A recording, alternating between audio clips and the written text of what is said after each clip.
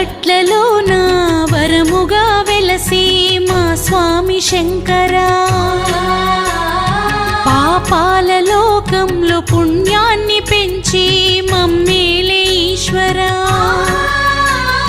శరణంటూ పలికేటి నీ భక్తులకు ముక్తి భుక్తి ఇచ్చి ఏలుతున్నావు.